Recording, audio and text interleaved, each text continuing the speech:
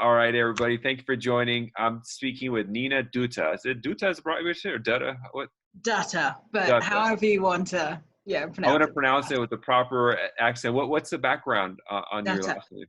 So my parents are originally from Bengal, Calcutta. And so, I mean, if you want to pronounce it the Bengali way, Dotto is actually the, I myself pronounce it Dutta.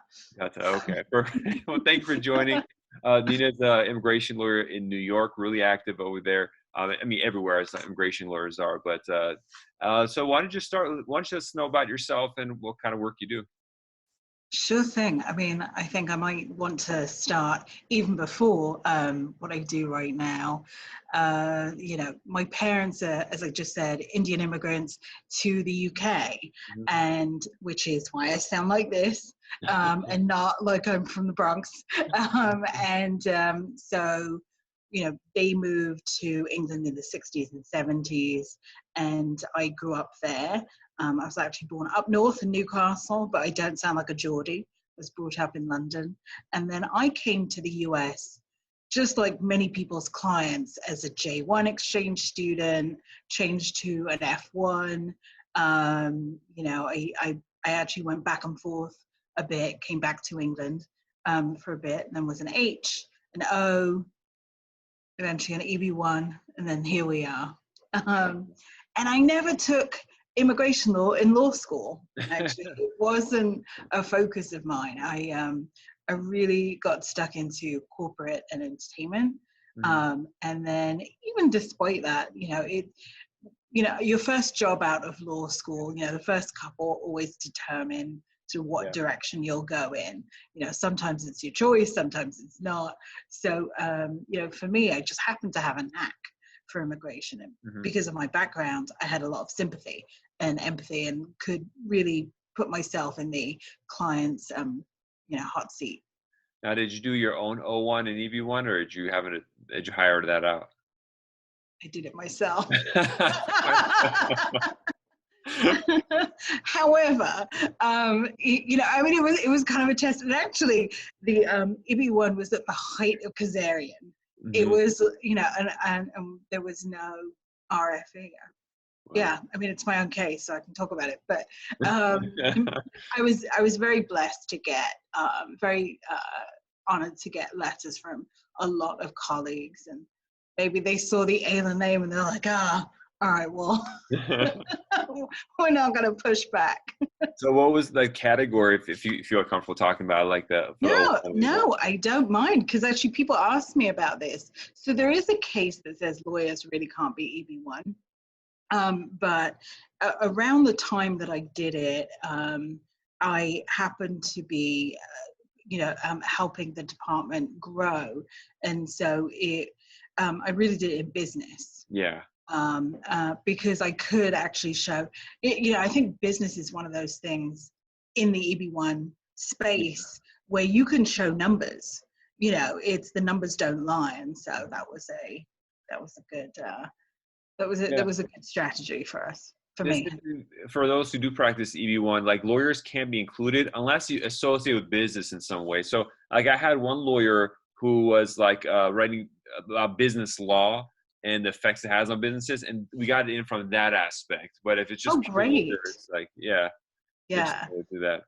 It's kind of unfair, I guess, but it's what I know. Could you do an O1 though for just lawyer? I'm assuming you could do O1. That's pretty broad. Yeah.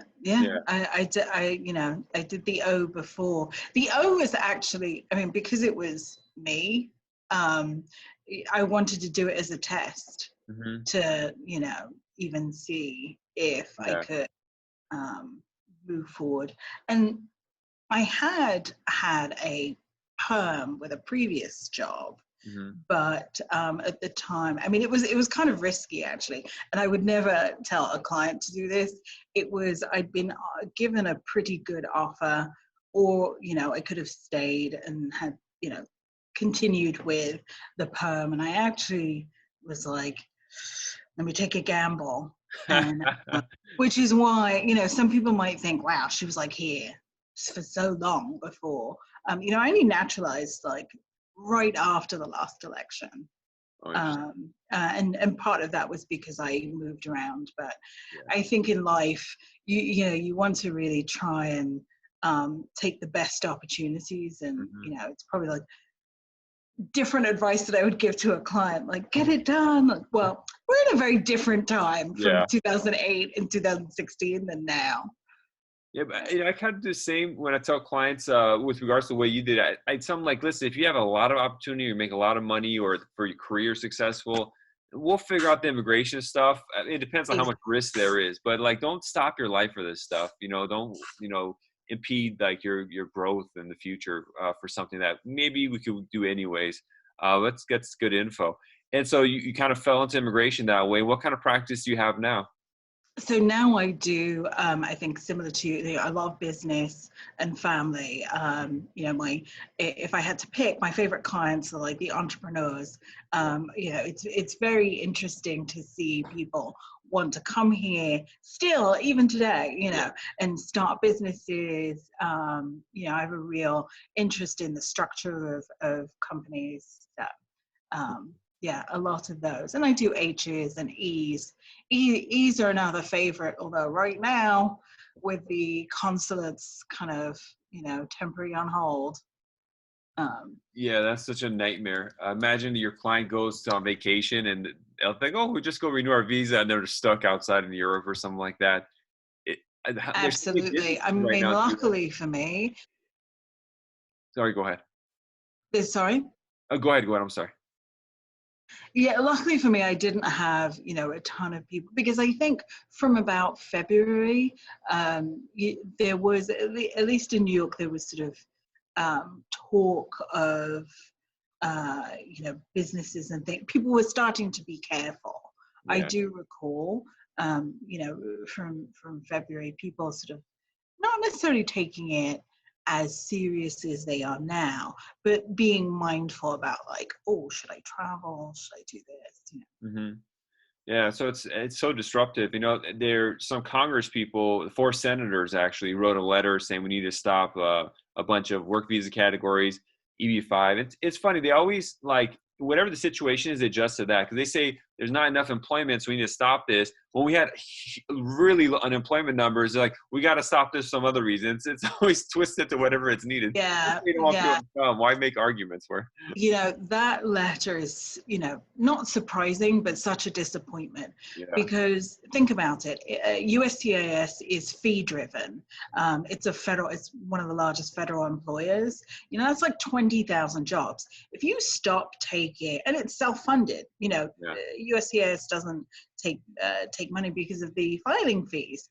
If you stop taking filing fees, that's 20,000 federal jobs that you're adding to the unemployment line. I mean, that's outrageous. And then you just think about H's and O's and L's who not only create jobs if they're in sort of upper or middle management, but everybody has a car, they have a home, they buy milk, they, buy groceries. Yeah. It's all these peripheral jobs too. And then they threw in the EB-5 in there, so they're worried about unemployment. And then like, let's get the program that creates jobs. That makes any sense. Yeah, So that's the way to do the country. It's so strange. There's such a there's such a contradiction in the proclamation by the president. There was a special carve out for EB-5, and then this letter asked for a stop to EB-5. So it's like, we'll see. They're not in agreement. It seems like there's a lot of people. I think Jared Kushner's family makes money off EB-5, so they're pushing it. And then Steve Miller, he wants to stop everything, and he's with the senators. So there's a mixed bag in there, and who knows what's going to come out of it. It's just really frustrating. Like the whole situation. Let's move on. That I want to frustrate the listeners. What kind of stuff are you active in now? So I mean, you got your firm, you're operating. How's business going in COVID? And I know New York's in like complete shutdown still. So how are you operating? How are things there? Yeah, so necessity is the mother of invention. We have moved to being remote. I will still suit up as in not my suit, but my hazmat suit. Well, as close as you can get once, a couple times a week to make sure that there's no notices, no mail in the office. And also, I'm not quite so far from the office, but my team, very small, but we work remotely. I check in with them throughout the day. And one of the things I've discovered is a couple of tools that I already had.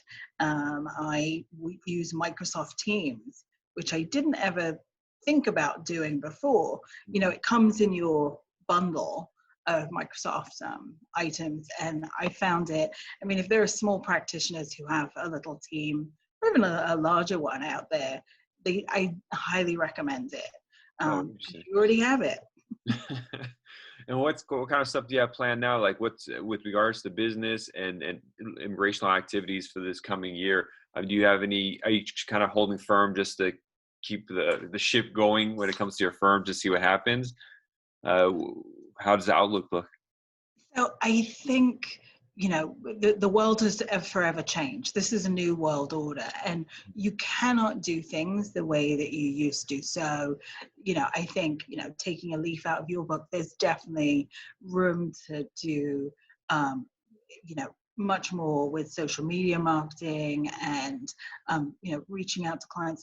There's also, I think we have to adjust the way that we do business. For anything from utilizing WhatsApp and even the WhatsApp video function, and being flexible with clients as far as how you go, how you move forward. I've always been a huge proponent of electronic filing whenever you can. I started doing N400 electronic filing. They do not make it easy, for sure, but it is an available tool. And I know that during some district director meetings, they've very heavily pushed and said, we prefer that. So, wherever we can. We'll figure it out. Like I've tried filing it, and then like they have one part, maybe you can help me with this. So at first I do the work, and then it says print out the sheet and sign it, and then give it to your client to upload it. But then I can't move forward until I upload it myself. So is that a glitch in the way they wrote it? How do you? Yeah, I mean, just like those well-written forms, there's, so usually you can email it to the client. And I have a little tiny scanner at home that I can do that with. But you can also now, there are various things that we can use, right? You can take a picture with your phone, it turns it into a scan, and the client doesn't actually have to upload that. They send it back to us and we upload it. But the way I keep reading it, it says like they have to upload it. Or maybe I'm misreading it, so it always confuses me. No. It's written pretty poorly. So you have to send it to them, and it's only a one-way signed G28 as well. Other than the electronic signing, but it's don't worry about that. Print it, and it's. So I'll give you I don't know if I should. I'll give you a hint. It actually looks the same. It doesn't have the client's A number. It doesn't have. It's a general thing. Yes, I'm confirming. Yes. What about the part where it asks for? Because if to move forward in one part, the client has to have like an online number, USS number. Do you have them create one at first? And my clients, when they do, they can't find it. Yeah, that's another weird glitch, because even if the client has already created their account, you don't get a number generated until you file a case. So really, they created this form thinking that someone will have already filed like an I-90 or something with a number. So some of those you have to just put like 0, Oh, okay. Yeah. They'll go through. Okay.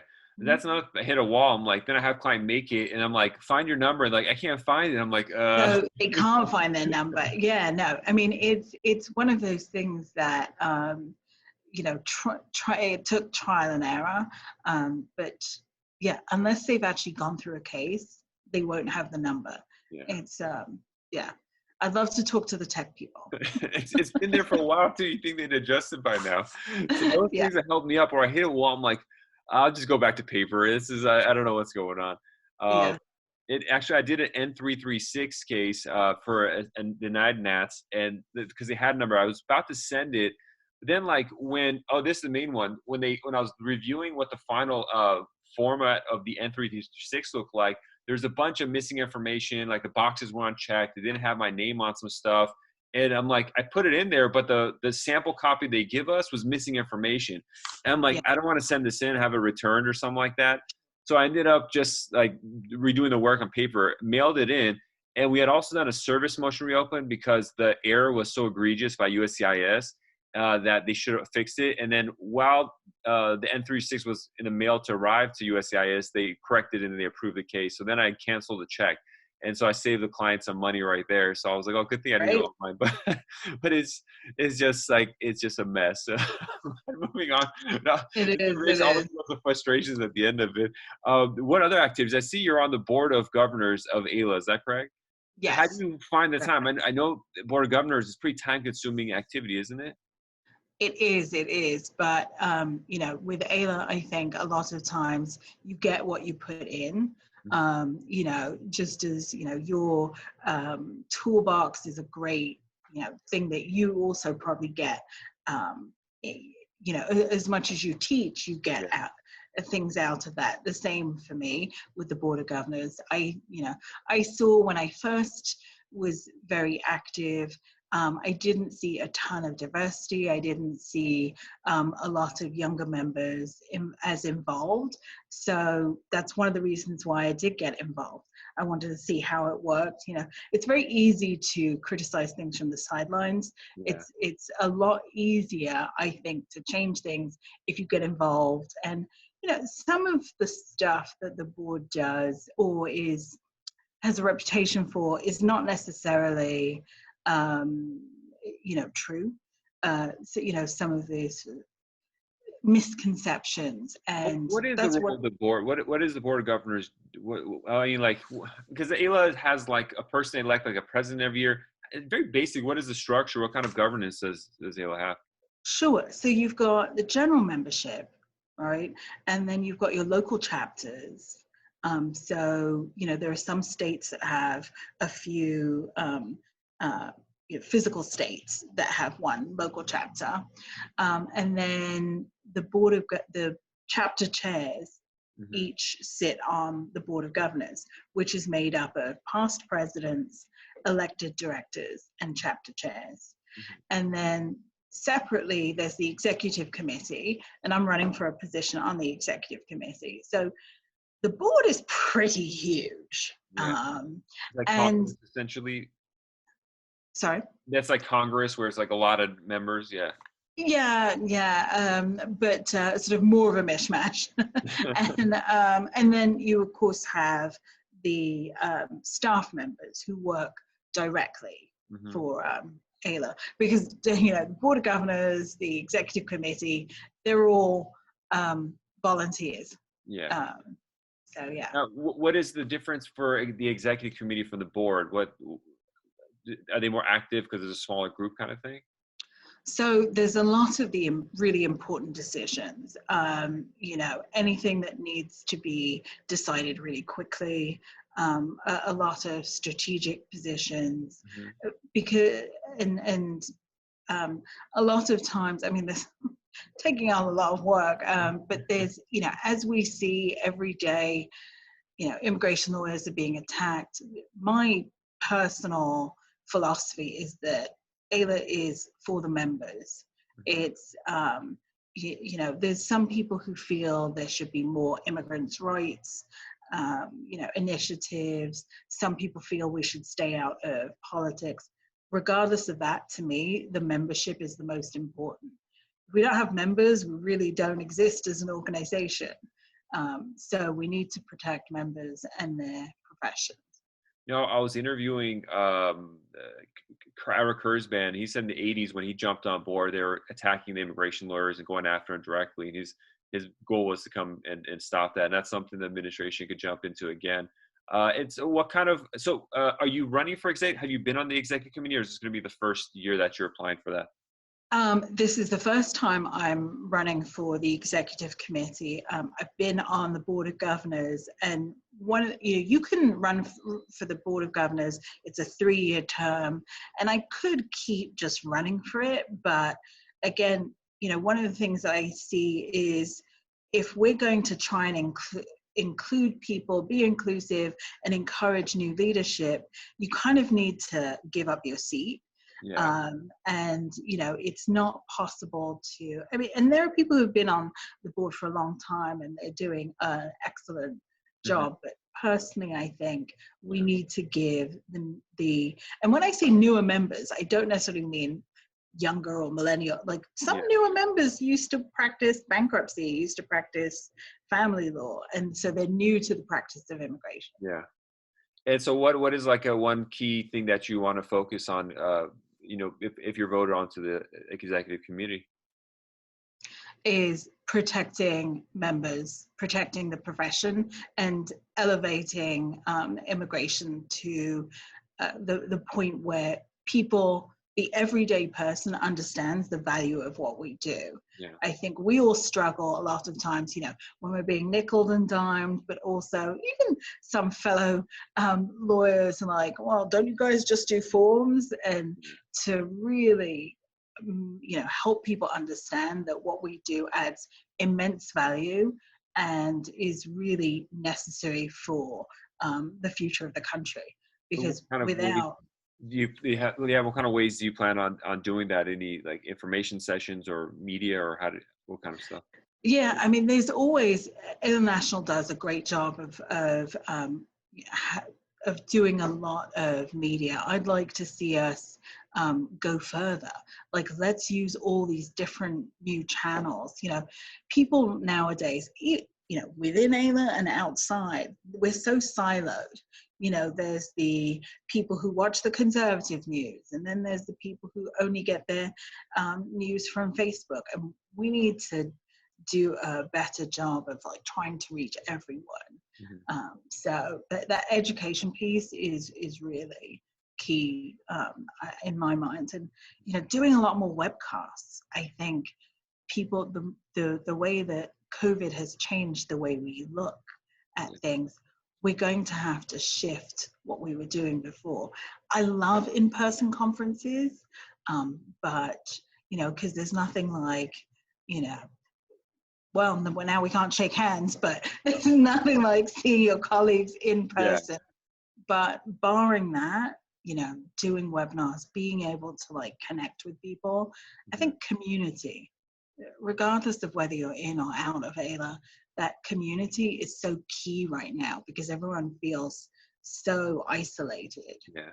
And being that we're under attack, like really have to huddle and be close and support each other in different ways, in any way possible, because we're on the front lines of, of the issues that are going politically, unfortunately. Well, Neena, thank you so much. When is voting going to open up? Has it opened up already? So voting has opened up. Unlike a regular election, this goes for a while. It's a bit of a marathon. It closes June 18th, but you may have seen the link that came out, and all people have to do is go to the link or go to the AILA website to elections, and you just need your member number and your last name. Perfect. Yeah, thank you so much for coming on the show. Stay on, but I appreciate it. If there's people want to contact you, what's the best, social media, email, website, all that kind of stuff? So my email address is info@duttalawfirm.com, and just Dutta Law Firm all over the place. And you can get in touch. Awesome. Thank you so much.